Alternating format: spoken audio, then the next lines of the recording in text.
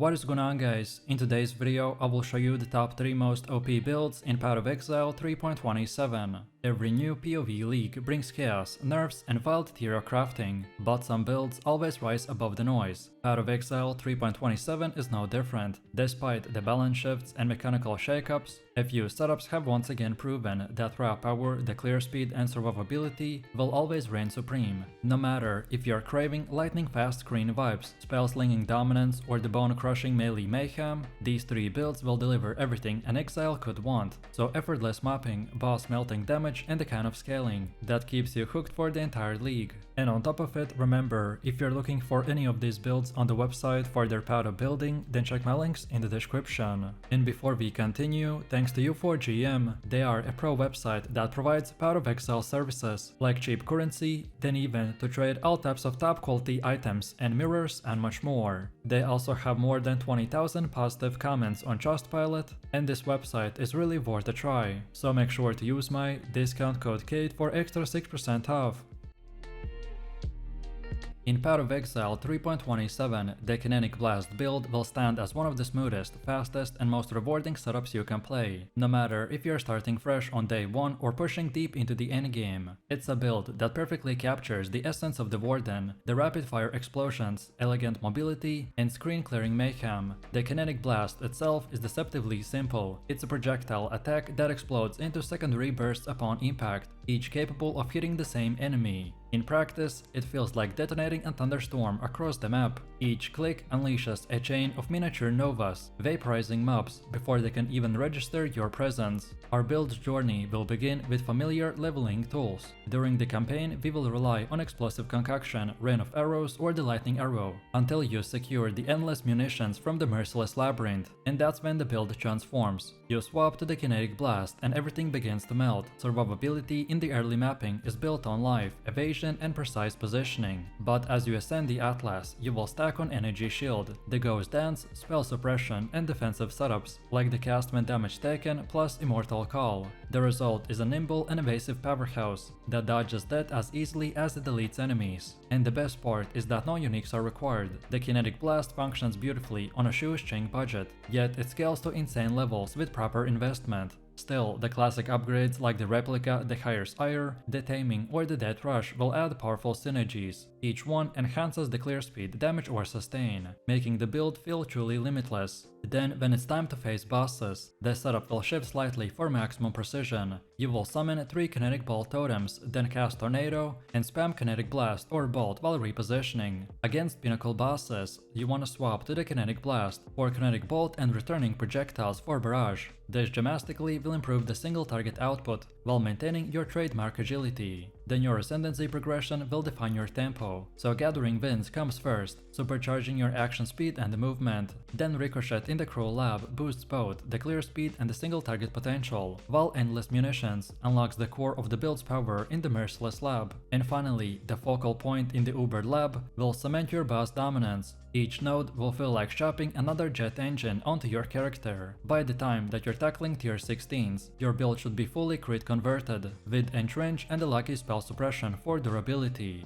Aiming for 3000 combined life and ES and plus 1 million DPS makes a comfortable journey through your first 2 Void Stones, and then when you push to the 4k HP and the 3 million DPS, by the 4th stone, the Maven and Uber Elder will become super easy. And from here, the sky's the limit. Endgame Kinetic Blast builds will often diverge based on the gear. Some will opt for the Headhunter fueled map blasters, chaining kills for infinite buffs, while others chase precision crafted wands and the shields for bossing efficiency. A dream setup might include the Nimbus for returning projectiles, and a crafted explode chest, and Ish Mirror to weaponize the shock kills into the lightning storms.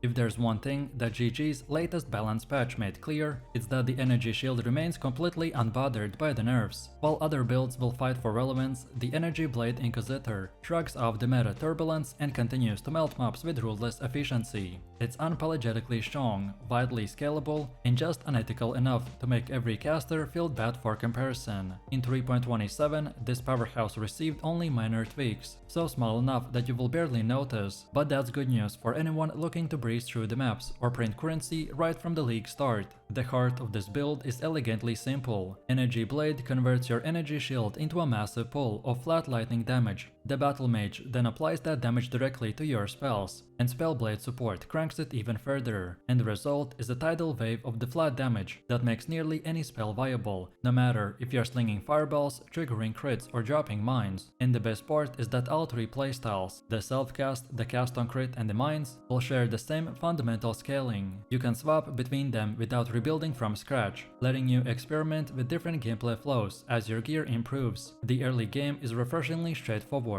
You want to level through the campaign as a standard caster, and then transition into the Energy Blade around your first lap once the Battle Mage unlocks. Even on a budget gear, think 5 or 10 divines total, the build already feels insanely strong, and as you progress, you will choose the preferred path. Mines will deliver precise and surgical bursts of damage and are fantastic for bossing. Then Cast on Crit will turn the build into a chaotic lightning storm with top tier clear speed. And then the self-cast will scale beautifully with investment and pairs perfectly with the new Wave of Conviction of Tartus. I tested the gem recently, and it delivers very smooth double hit consistency when paired with less duration and the spell echo. It's one of the best feeling setups this league for anyone who enjoys direct casting. The Energy Blade Inquisitor also remains one of the most adaptable league starter choices, thanks to its Sanctum compatibility. If you want to rush currency early, then the setup will excel at farming Sanctum, even after its divine drop nerfs. Tomes are now virtually free, and despite the lower divine yield, the Sanctum still prints a mountain of bubblegum currency and relics. Alternatively, if you'd rather push maps immediately, then the build's self-cast setup is sturdy enough to carry you through the early red maps before your first Ivory Tower swap. Once you hit that milestone, the character transforms, so the damage skyrockets, survivability will spike, and the scaling begins to feel almost unfair. A new welcome quality of life change this patch is the new Spectre Auto Resummon system. Previously, using utility specters like the Spirit of the Fortune felt awful since they're constantly dying mid-map, but now they automatically reappear when you change zones, letting you enjoy consistent Wrath and Lucky Lightning buffs, which is nearly a 50% damage boost in some cases, without micromanagement. It's a small but meaningful buff that fits perfectly into this setup's min-maxing potential.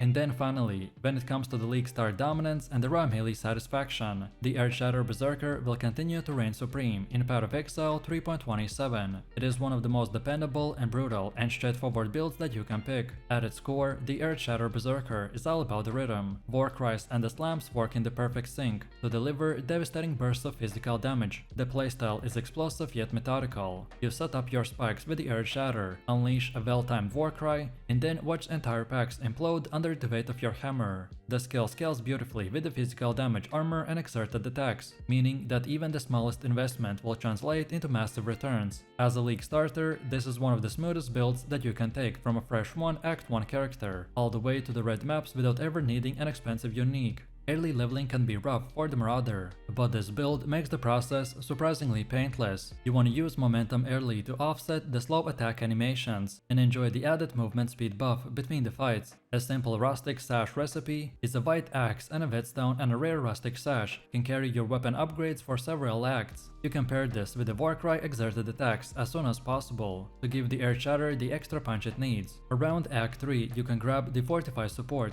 and later replace it with the Pulverize once you've secured the Fortify mastery. By Act 4 you will be ready for the full slam experience with the Fist of the War and the Seismic Cry, turning every hit into a screen-shaking nuke. Then the Ascendancy padding is as satisfying as practical. We take Crave the Slaughter first for the attack speed and the rage regeneration, then Rite of Ruin second to make the rage permanent and amplify your damage, and then the Aspect of the Carnage to secure the monstrous DPS spikes. And for the final lab, the Warbringer will offer extra sustain, keeping your Warcries flowing and your health topped off during longer boss fights. Together, these nodes will make the Berserker feel like a relentless machine, a powerful, fast and borderline unkillable once you get the rhythm right.